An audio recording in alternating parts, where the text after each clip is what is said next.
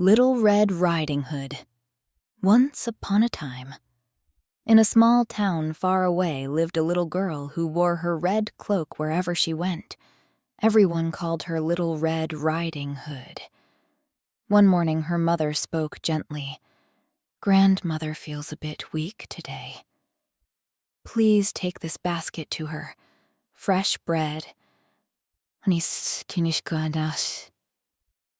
honey and hot soup.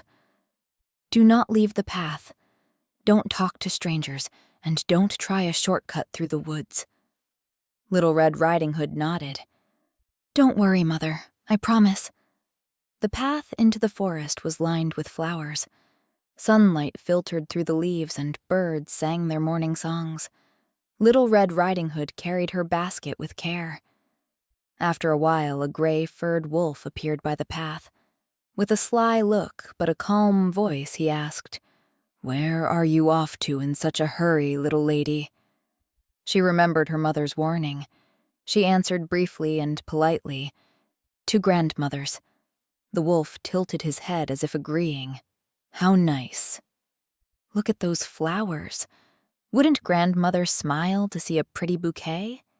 And on the right side of the path, there's a sunny clearing with the finest daisies." The flowers did look cheerful. Perhaps a small bouquet would brighten grandmother's day, she thought. She stepped only a little off the path and picked a few flowers nearby. Seeing her occupied, the wolf slipped away in silence.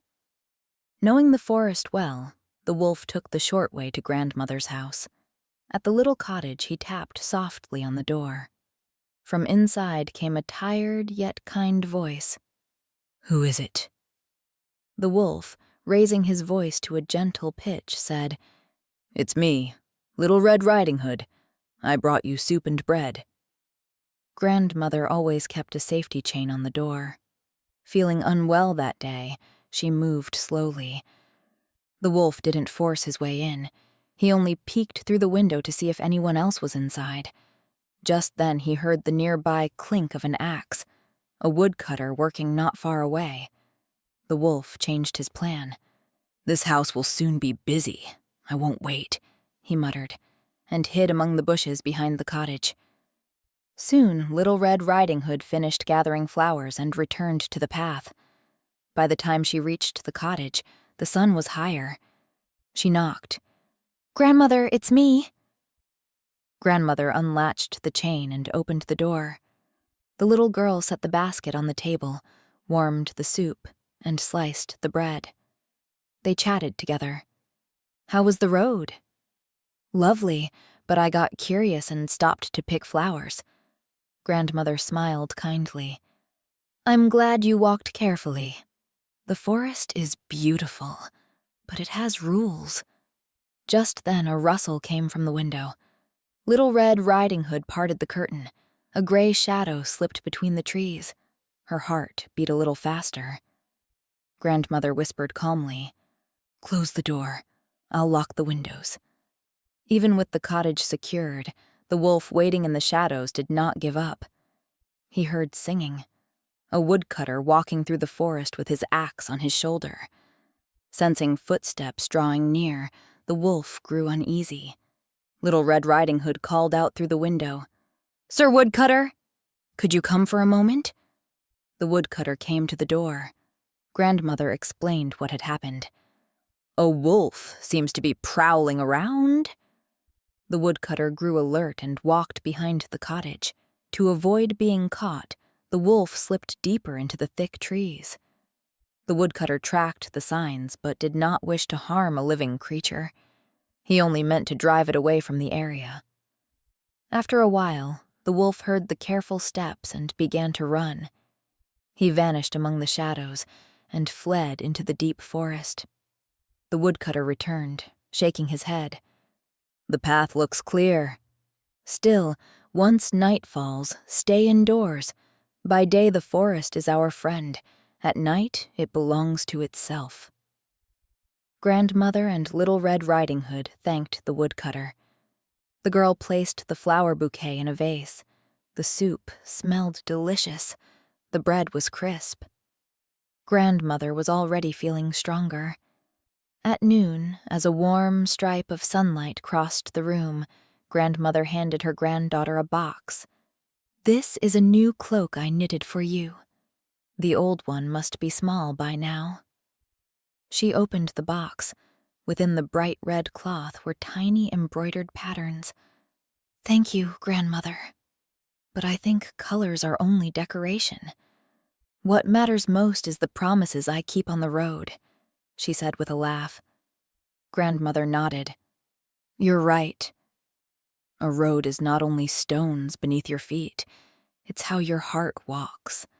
And sometimes the best shortcut is the path you never try to shorten." That afternoon, the woodcutter stopped by again. "Is everything all right?" he asked. The girl and her grandmother thanked him together. The woodcutter smiled. "The forest does not whisper to frighten us, but to warn us," he said. "Those who listen to the whispers find their way." Toward evening, Little Red Riding Hood got ready to go home. Grandmother gave her a few slices of bread and some honey. "Share these with your mother." Before leaving, the girl tidied the cottage one last time, closed the shutters, put out the fire, and watered the flowers. Before setting off, she listened to the quiet of the forest. Birds gathered twigs high in the trees. The brook curved along its little bends. She whispered to herself, "Stay on the path. Speak to no strangers, no shortcuts." As she walked the path home, she recognized the places from that morning. Daisies, swaying grass, games of shadow. But this time her steps were steadier. As if to approve her decision, the forest sent a gentle breeze. When she arrived, her mother was waiting at the door. "Did you return safely?" she asked. "Yes," said Little Red Riding Hood. "Grandmother is better. She had her soup, we laughed a little, and I remembered the rules on the way. The shortcut was tempting, but it wasn't right." Her mother hugged her. "Today you carried more than a basket," she said. "You carried responsibility." Little Red Riding Hood smiled. "Maybe that's why my cloak is red, to keep me alert." Her mother smiled too. "The color is lovely, but the heart that keeps you alert is yours." The next day, Little Red Riding Hood wrote a small note to Grandmother. "I listened to the forest's whispers." They tucked the note into a flower. The woodcutter delivered it as he passed by. Grandmother's eyes sparkled as she read it. From then on, whenever the girl walked in the forest, she kept 3 questions in her mind. Why am I on this road? Whom do I trust? Which voice am I listening to?